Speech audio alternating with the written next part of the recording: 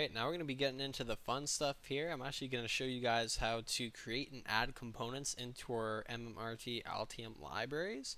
The first two component types I'm going to show you guys how to create are going to be resistors and capacitors.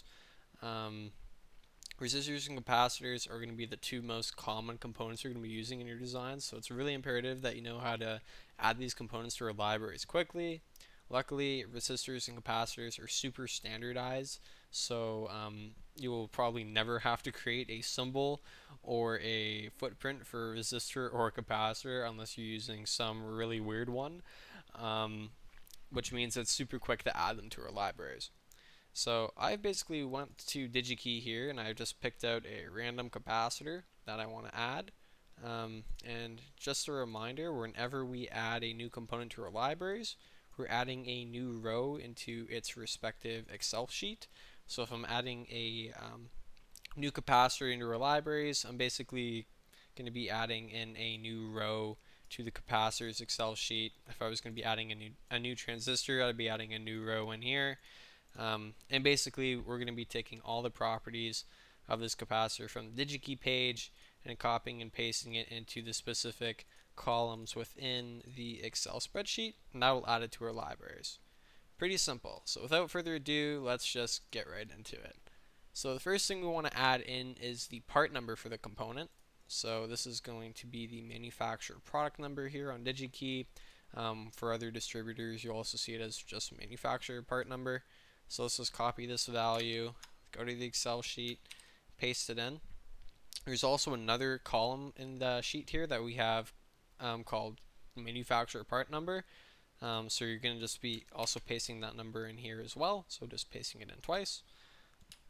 The next thing we want to add is a manufacturer. So that's going to be Kemet. Kemet's the company that makes this capacitor. So let's just get that in there. We also want to add in a quick description of what this capacitor is. So basically every supplier will probably have a description of the part listed on their website. You can just copy and paste it into the sheet right there. The library reference, this is going to be the schematic symbol the component will be represented as. Just as an FYI, there are two main schematic symbols we use for capacitors. The first symbol type is the non-polarized capacitor. This is what it looks like. So when we have a non-polarized component, it doesn't matter which pin we hook our voltage up to and which pin we hook ground up to. But you also have capacitors that are polarized, where it does matter which pin you hook your voltage up to, which would have to be this pin, which pin you hook your ground up to, which would be this pin. So just keep that in mind. Most of the capacitors you're going to be creating are going to be ceramic capacitors, which are of the non-polarized type. So we're going to be using this ceramic capacitor schematic lib symbol here. So I'm just going to type in ceramic capacitor there, and that'll give us the name of the symbol. And then for the library path, I'm just going to type in the same thing, and that's just going to be the name of the file. So now let's just work on linking this to its specific footprint. So we want to make sure that this capacitor has the correct footprint. So in order to do that, we need to figure out what's going to be the package of this capacitor, or what package size this capacitor is. And this is going to be an 0603 capacitor. So let's type in C0603. So for our MMRT footprint references for capacitors, we always represent them as like the letter C, followed by the case code or just a package. So it's just going to be C0603, or it might be C1206 or something like that. So I'm just going to type in C0603, 0603 for the footprint path, and that should also just automatically fill it in. And then the case / package is literally just going to be 0603, so you're just typing in the bare numbers there. The next two columns are going to be the minimum operating temperature and the maximum operating temperature.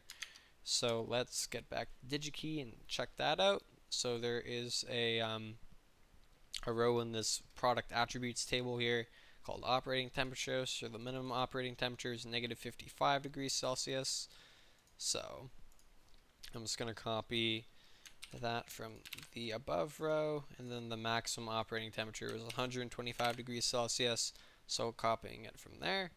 The capacitance, I believe this is a 1000 picofarad capacitor.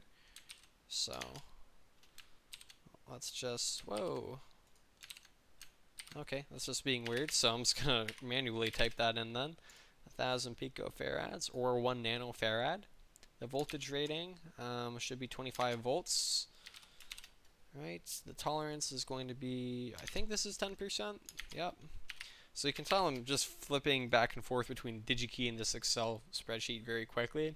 If you have two monitors, you can get DigiKey up on one monitor and the Excel spreadsheet up on the other one, and this goes by super quickly when you do that. The next thing you want to add is a dielectric. So what's going to be the dielectric of this capacitor? The dielectric is also known as the temperature coefficient, as another FYI there, and that's going to be X7R. So I'm just going to type that in, X7R. So the supplier is going to be DigiKey. This is basically a supplier we're getting all this information from. And then the next column is going to be the supplier part number. So you have basically two part numbers for a component. You have the manufacturer product number, manufacturer part number. That's the part number Chemet, the company that makes this capacitor. That's the part number that they assign this capacitor to. But obviously, if you have suppliers such as DigiKey or Mouser, they will also assign their own part number to a component, so they can keep track of the component, internally within their database too. So it's always good to include the supplier part number as well. So whenever we include the supplier part number, or in this case the DigiKey part number, always try to go for the part number that represents cut tape. That's basically how you receive the components. So it's basically a bunch of capacitors on cut tape. So that's the supplier part number for that. The next thing we want to do is this column here is going to be for the link to the datasheet of the component. So we always put the link to the component datasheet in the Excel spreadsheet as well. So whenever you're on DigiKey or Mouser, there will probably be like a little label here that says datasheet, and there will be a link beside it. And if you click on that, it'll bring you to the datasheet of the component. So what you can do is you can actually just right click on this and select copy link address, and then that'll paste the link to the datasheet in there. And then this last column, you're always just going to type in the word datasheet. There you go. Perfect. And then that's basically our capacitor. So that's how you add a resistor and a capacitor into our libraries. It's basically the exact same process for the resistors, except you just have a few different properties for them. And then remember, the last two columns are always going to be the link to the datasheet, plus the word datasheet for the last column. Just keep that in mind. It's a little bit weird, but just remember that. And yeah, there you go. We've added this capacitor into our MMRT Altium Libs, which is great. So I'm going to go to the schematic here, and I'm going to go into my my components panel. Let's just copy the part number and search this component in here. Oh, and there you go. Wow, look at that. It automatically pops up.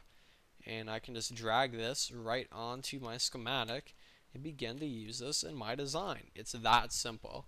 I know this video probably took me, like 10 minutes to probably just fill all this stuff out because I was talking while I was doing it. But you can get super quick at these and get these filled out in like a minute. So just make sure you get good at doing this, and it'll definitely save you a lot of time. So hopefully now you know how to add resistors and capacitors into our libraries.